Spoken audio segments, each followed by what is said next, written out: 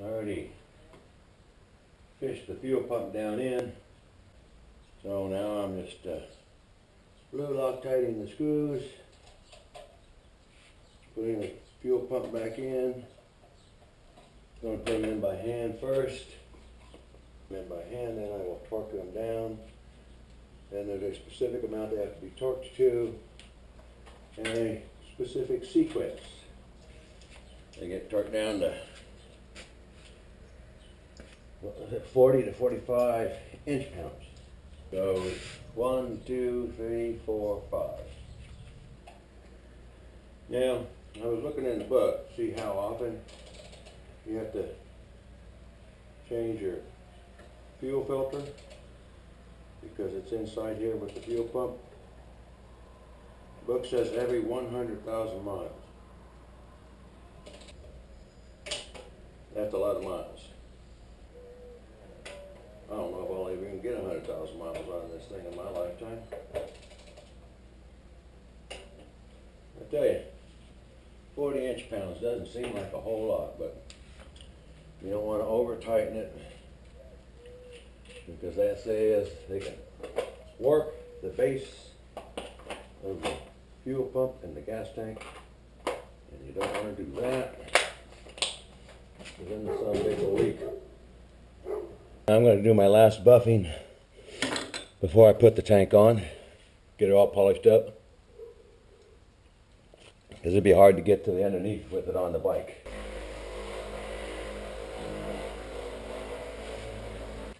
Some of you may be wondering what this red is on my arm. Some Marvel Mystery Oil. I put that inside the tank after cleaning it, sloshed it all around.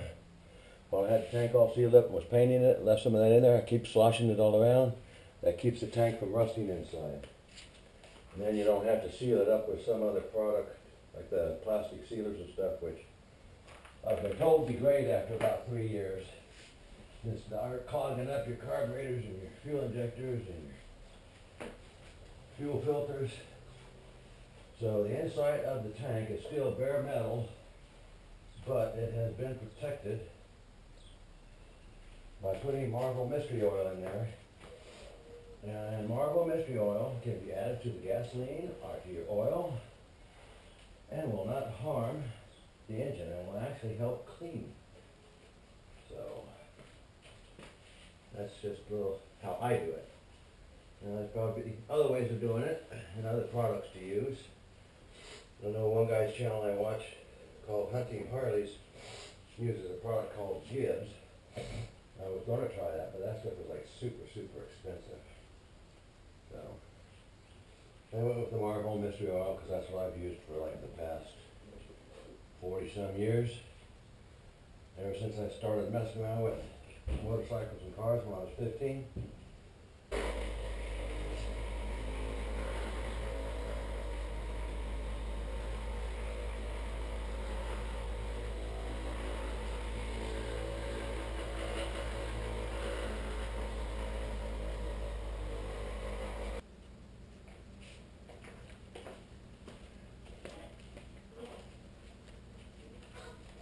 That puppy right down in there.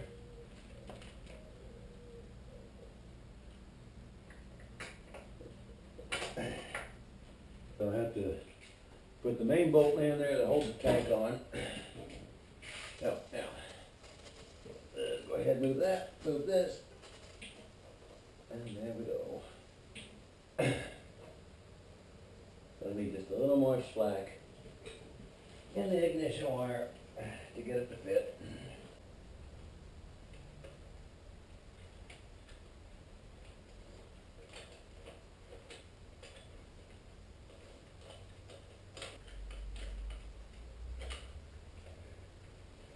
Now this is a little tricky because I left the ignition switch in place, and this holder has a little square on it that fits on a little bob sticking out there, so you got to get it lined up just right. Okay, before I move to the other side, I'm going to check my wires over here.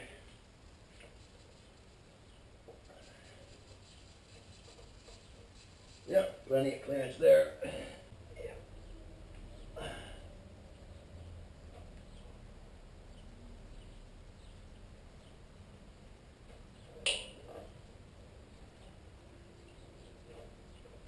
Okay.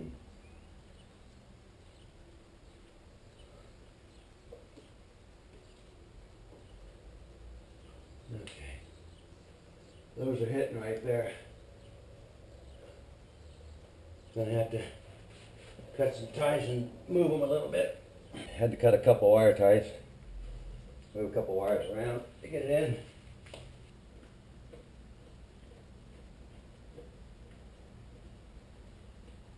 That's the 2-inch lift. I think I'll ride around with it like that for a while, see how I like it. Actually, I like the way it looks pretty good myself. Need to polish it up one more time, because I got a bunch of handprints all over it. I'm putting it on there. See what we can see from this side.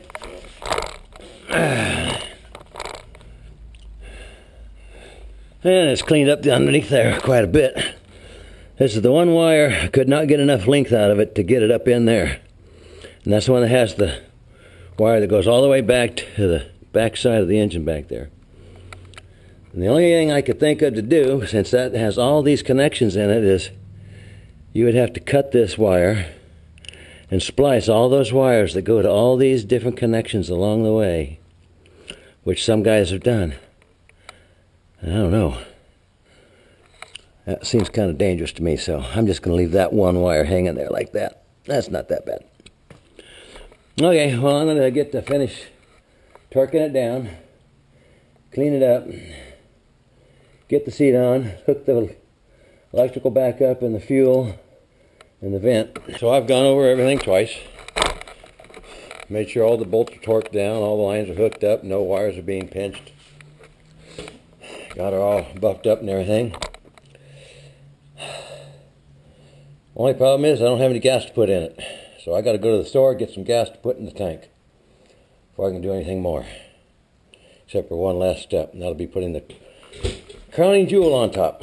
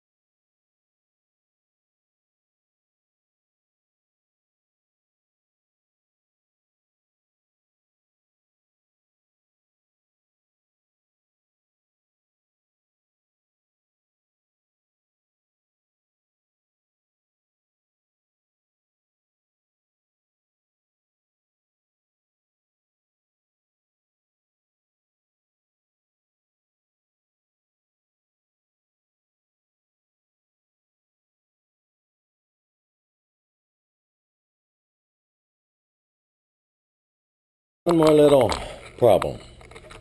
The seat.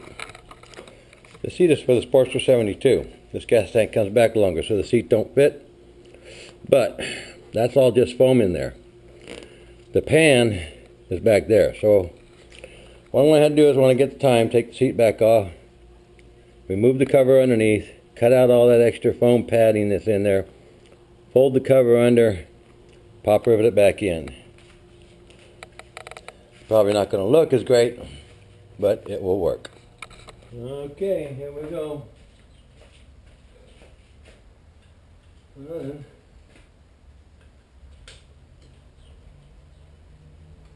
Yeah, that's a good sign.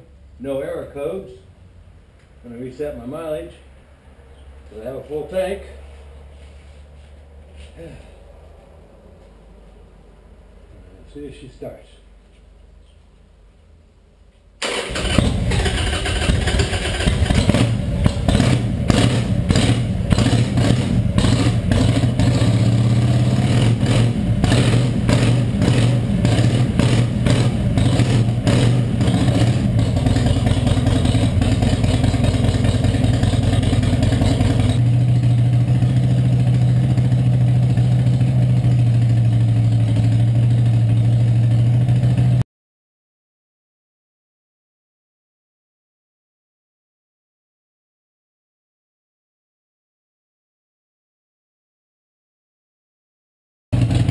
Well, there she is.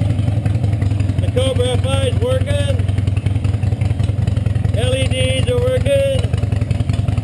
Engine's running. Looking good. I'm ready to ride to work on Tuesday tomorrow morning.